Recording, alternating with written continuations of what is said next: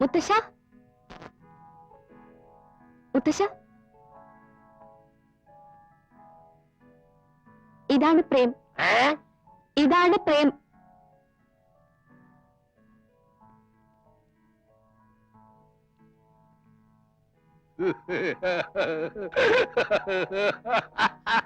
മനസ്സിലായി മനസ്സിലായി. എങ്കിലും എന്റെ മോളെ, നീ ഇങ്ങനെ ഒരാളെ കണ്ടുപിടിച്ച കാര്യം ഈ മുത്തച്ഛനോട് ഇതുവരെ പറഞ്ഞില്ലല്ലോ. രാഷ്ട്രീയക്കാരനായിരിക്കും. ഏത് പാർട്ടിയാ? അയ്യോ അല്ല. ഓ, അയ്യന്നോ അയ്യന്നോ, പുതിയ പാർട്ടിയായിരിക്കും. ഏതെങ്കിലും നല്ല പാർട്ടിയിൽ നിന്ന് കാലുമാറിയ ഒട്ടേലെ മന്ത്രിയാകാം. അയ്യോ, രാഷ്ട്രീയക്കാരനല്ല. രാഷ്ട്രീയക്കാരനല്ല. ഓ, വേഷം കണ്ടിട്ട് ഞാൻ അങ്ങനെ വിചാരിച്ചു പോയി. ഏതായാലും നല്ല തറവാട്ടിൽ പറഞ്ഞതായിരിക്കും. വേഗം വീട്ടുകാരെയും വിളിച്ചോണ്ട് ഇങ്ങോട്ട് വാ. കല്യാണക്കാര്യം ഈ മുത്തച്ഛൻ ഉറപ്പിച്ചു തരാം. ഞാൻ വീട്ടിൽ അറിയിക്കുന്നുണ്ട്. ചേച്ചി, അരിയൊന്നും കൊണ്ടുവരണ്ട. അച്ഛനെ മാത്രം കൂട്ടി കൊണ്ടുവന്നാ മതി. ഈ വേഷമൊക്കെ പഴഞ്ചന. ഇവളുടെ തന്തയുണ്ട് വീട്ടില്, വയസ്സായി. അവൻ കളസമൊക്കെ വലിച്ചു കയറ്റിക്കൊണ്ടാണ് നടക്കുന്നത്. അതുകൊണ്ട് ഇതൊക്കെ ഒന്ന് മാറ്റി ഒന്ന് മിടുക്കനാകണം. ഇപ്പോഴത്തെ കാലത്ത് എന്റെ കൊച്ചുമകളുടെ ഭർത്താവ് ഒരു പരിഷ്കാരിയാണെന്ന് അറിയുന്നത് എനിക്കൊരു ഗമയ. നടക്കട്ടെ നടക്കട്ടെ മോളെ.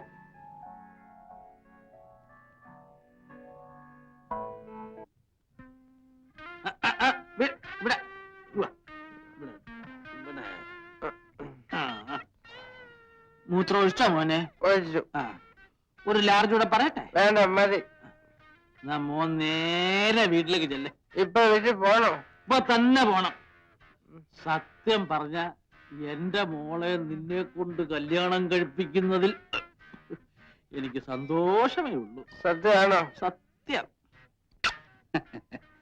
അവക്ക് നിന്നെ എന്നിഷ്ടമാകുന്നു അന്ന് ഞാൻ അവളെ നിനക്ക് വാങ്ങിച്ചിരും. പക്ഷേ അവക്ക് തോന്നണം നീ ആണത്തോള്ള ഒരുത്തനാണ്. അതിന് വഴിയുണ്ട്. ആ ഫയൽമാനെ ഒന്ന് നേരിട്ടാ മതി. എങ്ങനെ? അവക്ക് ആ വീട്ടിൽ ഇഷ്ടമില്ലാത്ത ഒരേ ഒരാള് ആ ഫയൽമാനാണ്. അയാളുടെ മുഖത്ത് നോക്കി 10 ചീത്ത വിളിക്കണം. അത്രേ ഉള്ളൂ. അവളുടെ മനസ്സിൽ നിനക്കൊരു സ്ഥാനം ഉണ്ടാവും. ആണോ? ആ, ഉറപ്പാണോ? ഉറപ്പ്. ഉറപ്പാണോ മാമ? മാമ ഉറപ്പ്. ആ അലവലാദികളുടെ കയ്യിൽ നിന്റെ മോളെ രക്ഷിച്ചെടുത്ത് നിന്നെ ഏൽപ്പിക്കാനുള്ള ആഗ്രഹം കൊണ്ടാ മോനെ ഈ രഹസ്യം വിട്ടുവരുന്നത്. നീ ധൈര്യമായിട്ട് വിളിച്ചു. വിളിച്ചോട്ടെ? വിളിച്ചോ? വിളിക്കും. നീ വിളിച്ചോ? ഞാനല്ലേ പറഞ്ഞത്. ഞാൻ വിളിക്കും. വിളി.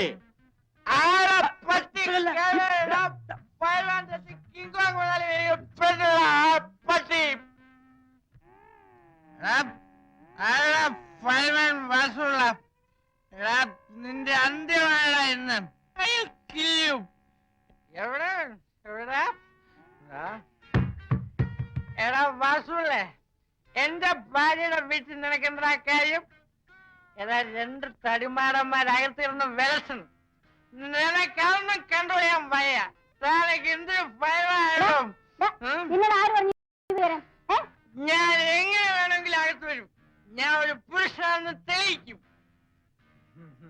കുടിച്ചിട്ടുണ്ടോ ചേട്ടാ? എന്താ ചേട്ടാ ഈ കേൾക്കുന്നതൊക്കെ? അറിയാം, ഇത് ഏതുവരെ പോകുമെന്ന് നോക്കട്ടെ.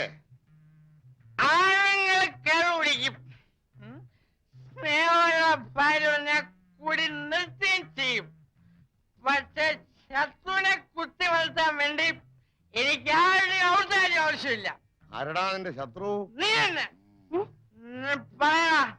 നീ ഇതുവരെ ആരുടെങ്കിലും എപ്പോഴെങ്കിലും കുസ്തി വിളിച്ച് ജയിച്ചിട്ടുണ്ടോ? വെറുതെ എന്തിനാ ഇങ്ങനെ കഴാൻ പറയണേ? ഏടാ, നിന്റെ വാലിൽ നിന്ന് എഴുതി കലക്കൂടാ പട്ടി.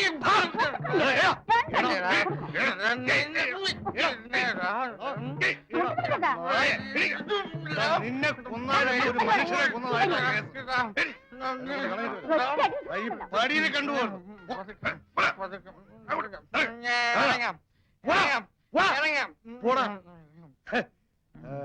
നിന്നെ പുറത്തു വെച്ച് കണ്ണുള്ള താകണ്ടാ.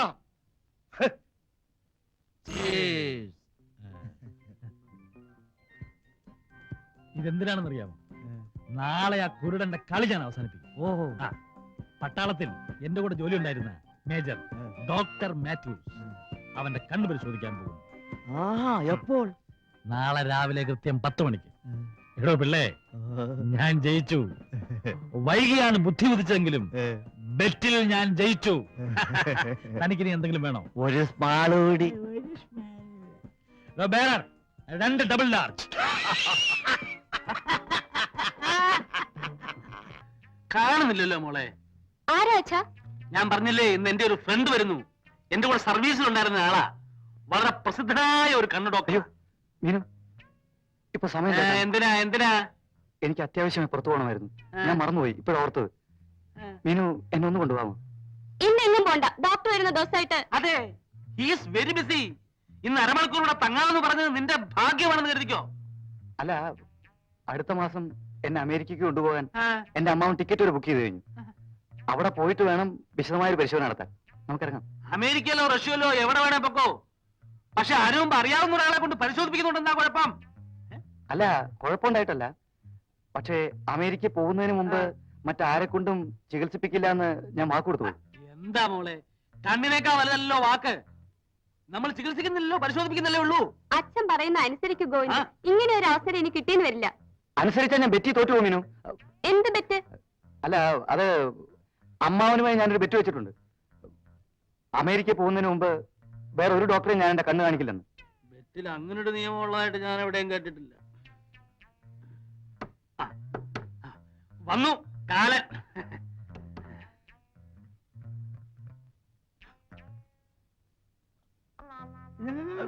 എന്താണ് വിളിച്ചു വിളിക്കുന്നത്? I am doctor major Mathews. ചെളവില്ല, ഒറ്റടി വെച്ചിരും. പണ്ട് നമ്മൾ ചെറുപ്പത്തിലെ 1ാം ക്ലാസ്സിൽ പഠിക്കുന്ന കാലത്തെ പാച്ചപ്പിള്ളയുടെ കടയുടെ മുമ്പിൽ വെച്ചിട്ട് ബെറ്റ് വെച്ച കാര്യം നീ ഇപ്പോഴും മറന്നില്ലല്ലേ? ഞാൻ ഒരു കാര്യം ഒറ്റടി വെച്ചില്ലടാ. അത്ര വിൽപ്പവറുള്ള എനിക്ക്. നീ ഒരക്ഷരം പറയേണ്ട ആവശ്യമില്ല. പിന്നെ നിന്റെ പഴംപുരാണം കേട്ട് നിൽക്കാനുള്ള സമയം എനിക്കില്ല. നിന്റെ രോഗിയെ കാണാൻ, അവനെ പരിശോധിക്കുക, കണ്ടതിന് ശേഷം മരുന്ന് കൊടുത്തിട്ട് ഉടനെ ഞാൻ സ്ഥലം വിടും. മനസ്സിലായില്ലേ? നീ ഒന്നും പറയണ്ടടാ. അടുത്ത മാസം ഞാൻ ഇവിടെ വന്നാ നമുക്ക് സ്റ്റൈലായിട്ടൊന്ന് കൂടിക്കളയാം. മനസ്സിലായില്ലേ? ഒരു അക്ഷരം പറയണ്ട. നീ പറയാൻ പോണ കാര്യം എന്താന്നുള്ളത് എനിക്കറിയാം. മനസ്സിലായി? നിന്റെ രോഗിയോടെ അത് മനസ്സിലായി. ഒന്നും പറയണ്ട, ഒരു അക്ഷരം പറ. അല്ല, ഇതാണോ ആള്? നല്ല സുമുഖനായ ചെറുപ്പക്കാരൻ അല്ല മേജറെ?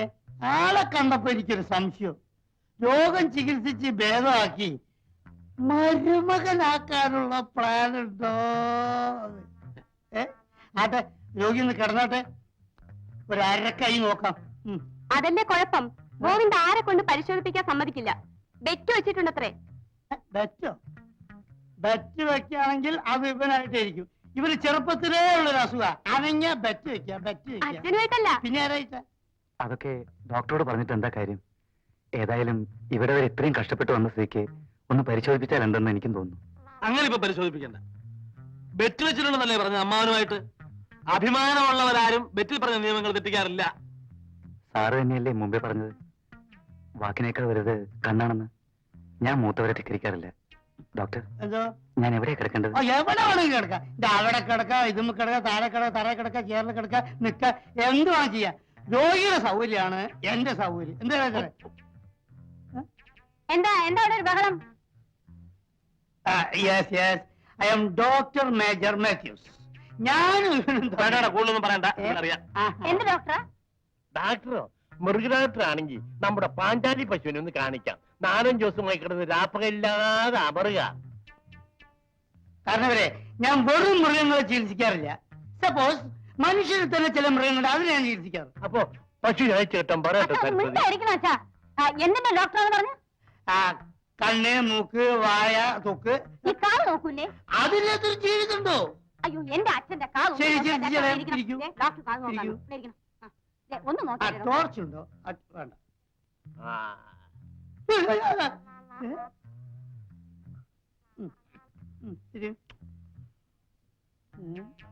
ഇതിനകത്ത് ഒന്നും കാണുന്നില്ലല്ലോ. അയ്യോ, എന്ത് ചെയ്യും ഡോക്ടർ? ഒരൊറ്റ വഴിയുള്ളൂ, ഒരു മൈക്ക് സെറ്റ് വാങ്ങിട്ട് ഇവിടെ കെട്ടി തൂക്കാം. ഡാക്ടർ പോകുമ്പോഴേ ആ ഞെക്കുകളൊക്കെ എനിക്കും തന്നേച്ചു പോണം. രാത്രി പറമ്പിൽ മൂത്രമൊഴിക്കാൻ ഇറങ്ങുമ്പോ ഒന്ന് വെട്ടം കാണാനാ. ഭയപ്പെടാനൊന്നുമില്ല. ഒരു മൈനർ ഓപ്പറേഷൻ കൊണ്ട് പഴയ കാഴ്ച തിരിച്ചു വിട്ടു. പക്ഷെ ഒന്ന് പുറത്ത് പോയിട്ടൊന്ന് വിശുദ്ധായിട്ടൊന്ന് പരിശോധിക്കണം. എഴുന്നേൽക്കൂ. ഞാൻ വേറൊരു ഡോക്ടറെ വരാം. ഞാൻ നോക്കുന്നതാണ് വേറൊരു ഡോക്ടർ. താൻ വരുന്നുണ്ട് എന്റെ കൂടെ? ഇല്ല, സൗകര്യമായിട്ട് കണ്ടോളാം. എന്നാ ഈ പെട്ടിയെടുത്ത് കാർ നോക്കി. അത് വേണ്ട, ഞാൻ വെച്ചോളാം. നടക്കൂ നടക്കൂ നടക്കൂ.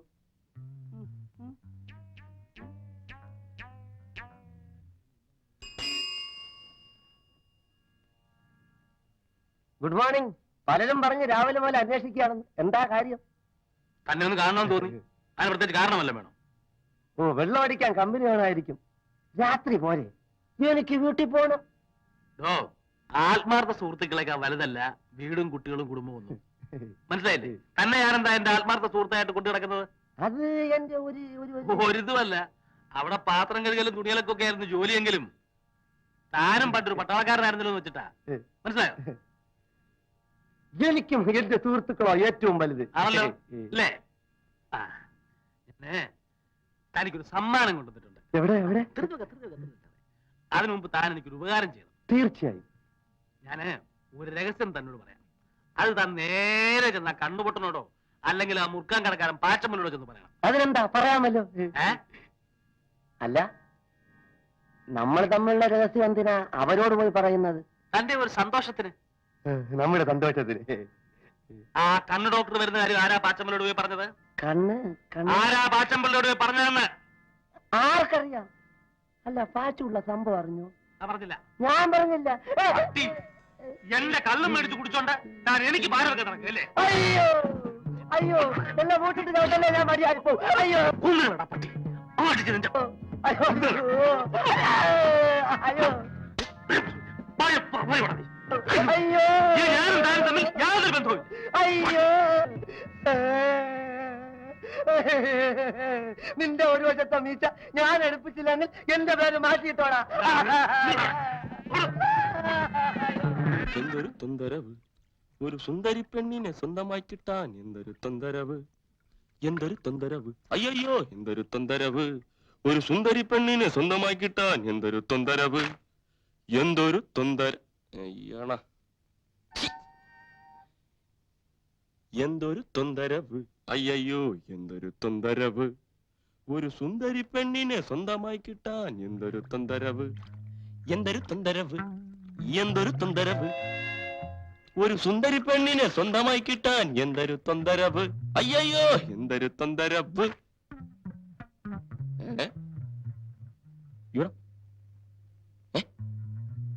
ചേടാ,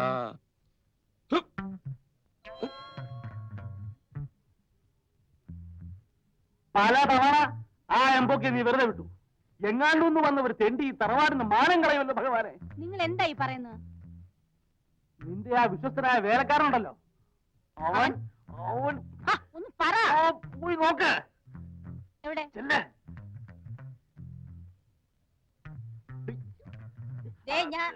അവിടെ പുറയിൽ. എന്നോട് പറഞ്ഞാൽ ഞാൻ എടുത്തു തരുമായിരുന്നല്ലോ. സാരമില്ല. എടാ, എടീ, പട്ടാപ്പകൽ ഇങ്ങനെ കൂട്ടാൻ നിനക്ക് നാളല്ലേടി? നീ ഒരു പെണ്ണാണോ? എടീ, ഞങ്ങൾക്കിവിടെ മാനമര്യാദ ജീവിക്കണേ. തള്ളയോ തള്ള നിന്റെ എന്നോടൊന്ന് പറയിപ്പിക്കരുത്. അമ്മ ഈ കാറ്റ് വന്നിട്ട് ഇതിന്റെ എടാ, നീ മതിലോട് ഇപ്പുറത്ത് വരണ്ട, അവിടെ തന്നെ പോയി താമസിച്ചോ.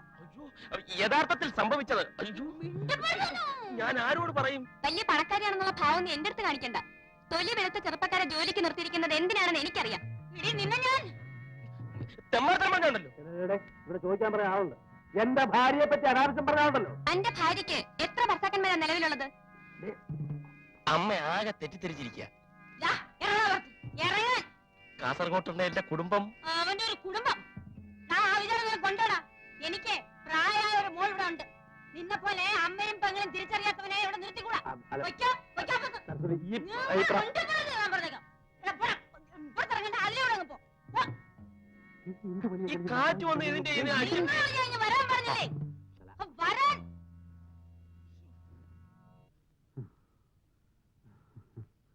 ആരാ? കുറച്ച് വെള്ളം തരുമോ കുടിക്കാൻ? ഇവിടെ എത്തിയപ്പോ പ്രഷർ കൂടി. ഇത്ര നേരം ആ ഗേറ്റ് കുത്തിയിരിക്കുകയായിരുന്നു.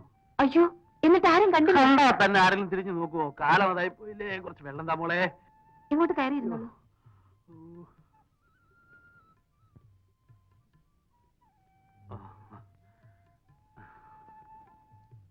ഇതാ.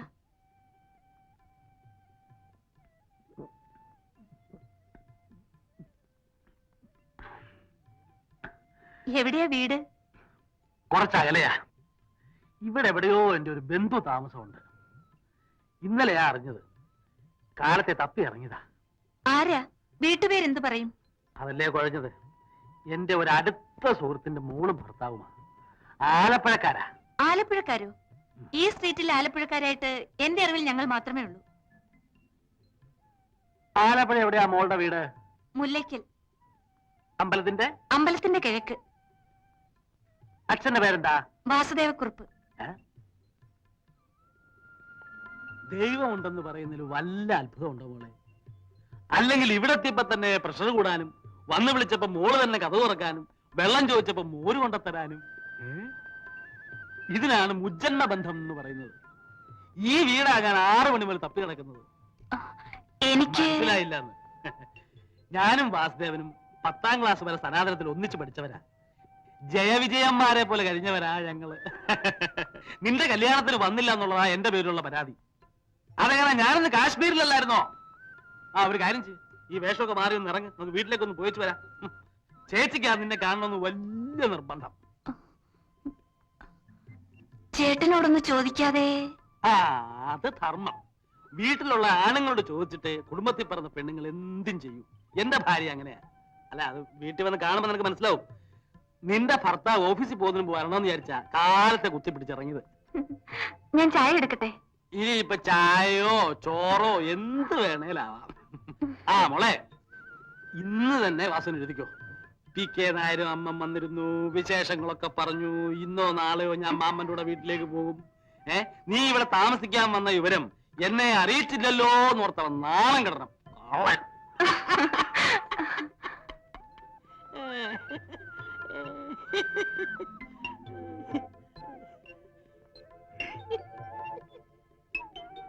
പോട്ടെ, നീ ഇന്നയാളാണെന്ന് ഞാൻ വീട്ടിൽ പറഞ്ഞിട്ടുണ്ടോ? നിങ്ങൾ തമ്മിൽ അടുപ്പത്തിന് ഞാൻ എന്തെങ്കിലും തടസ്സം നിന്നിട്ടുണ്ടോ? നിന്നെ അവിടെ നിന്ന് പുറത്താക്കാൻ വേണ്ടി ഞാൻ എന്തെങ്കിലും ചെയ്തിട്ടുണ്ടോ? എന്റെ അറിവില്ല. ആട്ടെ, നിങ്ങൾ 3 പേരില് അവളുമായി കൂടുതൽ സംസാരിക്കാനും ഇടപഴകാനും കൂടുതൽ സൗകര്യമാർക്കാ? ഹിന്ദിക്കാരൻ. സ്വന്തം ആത്മസുഹൃത്തുക്കളെ പറ്റി കൊള്ളരുതായ്മകൾ പറഞ്ഞു കൊടുത്ത് ആ അമ്മയുടെയും മോടെയും മനസ്സ് മാറ്റിയത് അവൻ ഒറ്റ ഒരുത്തനാ. അതെനിക്ക് നേരത്തെ മനസ്സിലായി. മിടുക്കൻ. പക്ഷേ എനിക്ക് അവനെ തിരിച്ച് വേല വെക്കാൻ അറിയാൻ വയ്യായിട്ടല്ല, നമ്മുടെ റോഡ് വേലക്കാരനായി പോയി എന്നും പറഞ്ഞിരുന്നു. അവസാനം ആ ഹിന്ദിക്കാരൻ പെണ്ണും കൊണ്ട് പോവും. എന്റെ ശവത്തെ ചവിട്ടിയാണ് കല്യാണ പന്തലിലേക്ക്. എന്നാ നീ ചവിട്ടു കൊണ്ടത് തന്നെ. ഞാൻ ഒന്നാമത് മാനസികമായിട്ട് പറയുന്നത് കേക്ക്. വികാരമല്ല, വിവേകമാണ് ഇവിടെ ആവശ്യം. പിന്നെ ഞാൻ എന്തോ ഉണ്ടാക്കണമെന്നാ പറയുന്നത്. പൊളിക്കണം. എന്തോന്ന്? അവന്റെ ഹിന്ദി. അമ്മാവൻ പട്ടാളത്തിലായിരുന്നു. അവൻ ഈ പറയുന്ന പോലെ വല്ല ഹിന്ദി അറിയാമോ? കോപ്പറിയാം, ഹിന്ദി. മോനെ, എന്നിട്ടും അവൻ പഠിപ്പിക്കുന്നു. അതല്ലേ എനിക്ക് മനസ്സിലാവാത്തത്. എന്റെ ബലമായ സംശയം അന്നത്തേക്കുള്ള വക അവൻ എവിടുന്നോ ഒപ്പിച്ചോണ്ട് വരികയാണെന്നാ. അത് കണ്ടുപിടിക്കാമോ? പൊളിക്കുന്ന കാര്യം ഞാൻ ഏറ്റു. അതും കണ്ടുപിടിച്ചോണ്ട് ഞാൻ ഒരു വരവ് വരും. അതൊരു വരവായിരിക്കും. അന്നേരം ഞാൻ വർത്തമാനം പറഞ്ഞാണ്. ഇല്ല, ഏറ്റല്ലോ? ഏറ്റു. പിന്നെ മോനെ, അന്ന് ആ ക്യാമറ നടക്കുമ്പോ എന്റെ ഒരു ഫോട്ടോ എടുത്തല്ലോ നിങ്ങള്. അതും പറഞ്ഞ അവൻ എന്നെ ആ വീട്ടിലിട്ട് വരട്ടുന്നത്. ആ ഫോട്ടോ ആരുടെ ഇരിക്കുക?